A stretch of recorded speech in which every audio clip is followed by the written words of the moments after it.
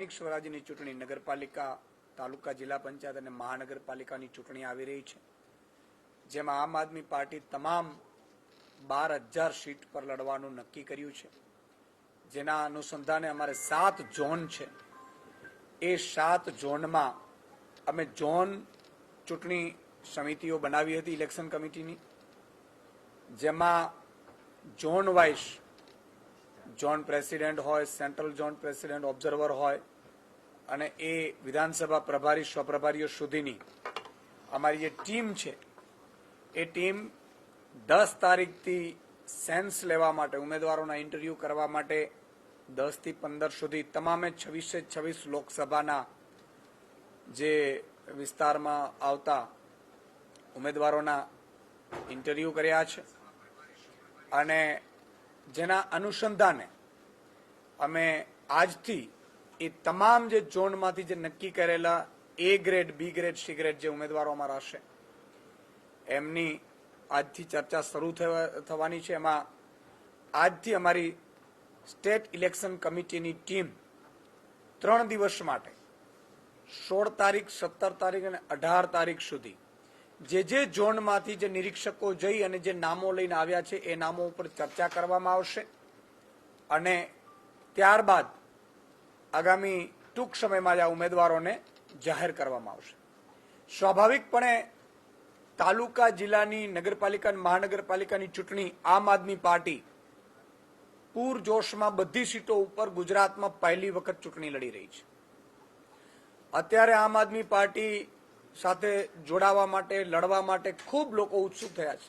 આમ આદમી પાર્ટી પહેલી એવી પાર્ટી છે જેને ઓપન ટુ ઓલ, અત્યાર સુધી એવું થતું હતું ભાજપ કોંગ્રેસના જે ધારાસભ્યો હોય એના દીકરાને પછી જિલ્લા પંચાયત લડાવે, બીજા કોઈનો વારો જ ન આવે.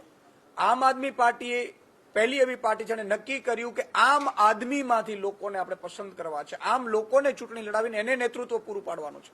એ તાલુકાનો હોય, જિલ્લાનો હોય, નગરપાલિકાનો હોય, મહાનગરપાલિકાનો હોય.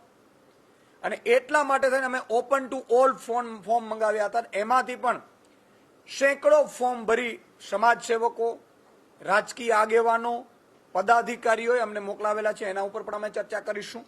અને પહેલી ગુજરાતમાં બાપ બેટાની પાર્ટીથી વિપરીત થઈને આમ આદમીને નેતૃત્વ પૂરું પાડનારી આમ આદમી પાર્ટી સાબિત થવાની છે. એટલે આજે 3 દિવસ માટે અમે સ્ક્રીનિંગ કરીશું ઉમેદવારોનું અને ત્યારબાદ ઉમેદવારોનું પહેલું લિસ્ટ ટૂંક સમયમાં અમે જાહેર કરીશું. આપને કોઈ કંઈ સવાલ હોય તો. સ્વાભાવિક છે કે ઉમરેઠમાં હાલ જ ઉમરેઠના ધારાસભ્યશ્રીનું નિધન થયું છે, જેના કારણે ઉમરેઠની વિધાનસભા સીટ ખાલી થઈ છે અને ગતરોજ જ જે 5 રાજ્યોની જે ચૂંટણી જાહેર થઈ એમાં ઉમરેઠ વિધાનસભાની પેટા ચૂંટણીની જાહેરાત પણ કરવામાં આવી છે. ઉમરેઠ વિધાનસભા, કારણ કે અમારું સ્વાભાવિક છે કે અત્યારે તાલુકા, જિલ્લા, નગરપાલિકા અને મહાનગરપાલિકા ઉપર આમ આદમી પાર્ટી ફૂલ ફોર્સથી ચૂંટણી લડી રહી છે.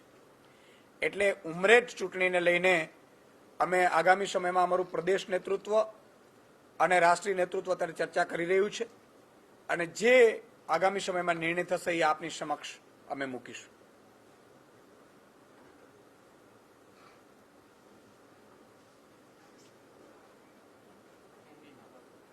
अच्छा, हिंदी में कर.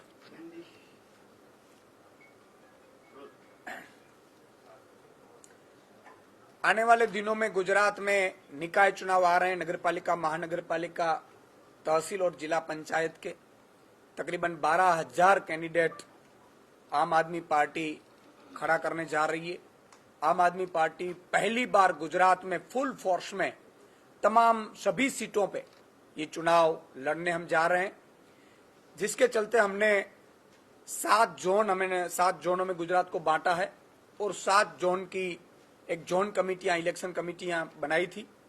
वो निरीक्षक 10 तारीख से 15 तारीख तक अपने अपने विस्तार में जो लोग चुनाव लड़ना चाहते हैं या तो दावेदारी करना चाहते हैं, उनका इंटरव्यू किया है, उनसे मिले हैं और 16 से 18 तक, 16, 17, 18 3 दिन हमारी स्टेट की टीम आज जो मेरे साथ मौजूद है, वो टीम 3 दिन तक पूरी जितने भी कैंडिडेट की दावेदारी है उस पर चर्चा करेगी और आने वाले दिनों में हम डिक्लेयर करेंगे कैंडिडेट।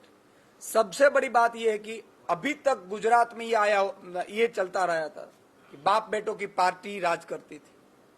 एमपी कोई बाप है तो विधायक उनके बेटे को टिकट मिलती थी, और विधायक अगर बाप है तो तहसील या नगरपालिका या मेयर में उनके बेटी को मिलती थी। लेकिन एक ऐसी हिंदुस्तान में आम आदमी पार्टी और गुजरात में हमने पहली बार ये तय किया है कि हम आम आदमी को चुनाव लड़ाएंगे, आम जनता को चुनाव लड़ाएंगे। वही अपने गांव, तालुक, तहसील, डिस्ट्रिक्ट और नगरपालिका और महानगरपालिका में वो नेतृत्व करेगा अपने समाज का, अपने विस्तार का। और जब आम आदमी चुनाव लड़ने आ रहा है तो हमने ओपन टू ऑल कहा था कि जिसको भी आम आदमी पार्टी में चुनाव लड़ना चाहते हैं वो पर्चा भर के, उम्मीदवारी फॉर्म भर के हमें पहुंचाए। तो उन्हीं के फॉर्म भी सैकड़ों की तादाद में आए हैं। हमारी जो 7 जोन की जो कमेटियां निरीक्षक के तौर पर गई थी, उन्होंने भी दावेदारी को लिस्ट लेकर आज हमारे पास आए हैं। और ये 3 दिन मैराथन हमारी उम्मीदवारों पे स्क्रीनिंग कमेटी मीटिंग करेगी, और उसके बाद जल्द से जल्द ये उम्मीदवार की जो पहली लिस्ट है वो हम डिक्लेयर करेंगे। ओके, चलो, धन्यवाद, थैंक यू।